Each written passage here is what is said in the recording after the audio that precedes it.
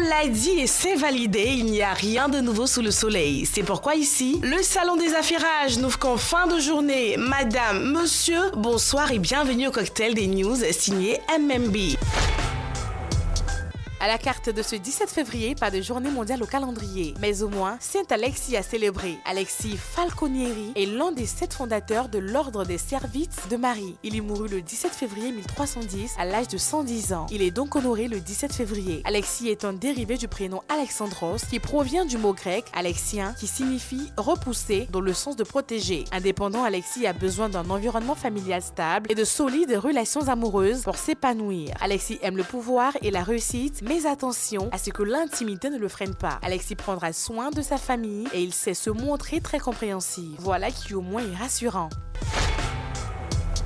Côte d'Ivoire, Massa 2022, les innovations de la 12e édition. Les locaux du marché des arts et du spectacle d'Abidjan, Massa, ont servi récemment de cadre pour la validation du programme d'activité ainsi que la stratégie de communication à déployer pour faire de la 12e édition de ce rendez-vous. En présence de Madame Arlette Badou Nguessan Kwame, ministre de la Culture et de l'Industrie des Arts et du Spectacle, ce fut l'occasion pour la direction du Massa de faire une présentation du projet artistique et du plan de communication mis en place pour mobiliser les Ivoiriens autour de l'événement. Au titre des innovations, l'on note à cette édition l'hymne du Massa, la mascotte, le Massa Sport Dance et une application Massa permettant de donner en temps réel des informations sur l'événement. Placée sous le thème « Les industries culturelles et créatives, le défi des contenus ». Cette 12e édition, prévue du 5 au 12 mars prochain, verra la participation de 26 nations avec 98 groupes en art, du spectacle pour plus de 196 spectacles et représentations.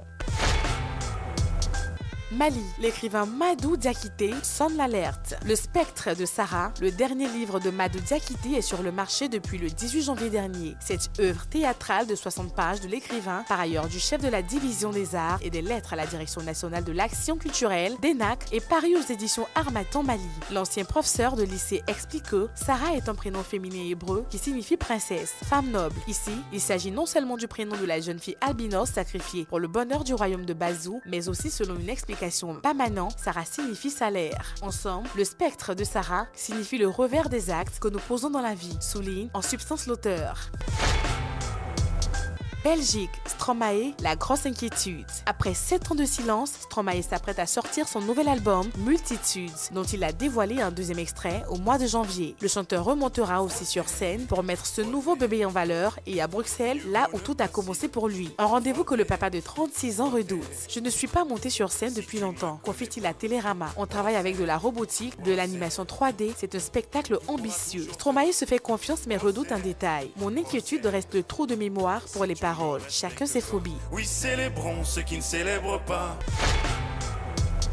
Incroyable mais vrai. Un Australien condamné à rester en Israël jusqu'en 1999. Un Australien père de 2 enfants et séparé de son ex-femme a été condamné à verser 2 millions d'euros, plus de 13 millions de francs CFA, de pension alimentaire selon un jugement du tribunal israélien en 2013. S'il n'arrive pas à réunir cet argent, qui représente l'équivalent de plus de 1400 euros, plus de 900 000 de francs CFA par mois et par enfant, jusqu'à ce que tous les deux atteignent l'âge de 18 ans, l'homme est contraint par la justice de rester en Israël jusqu'au 31 décembre 1999.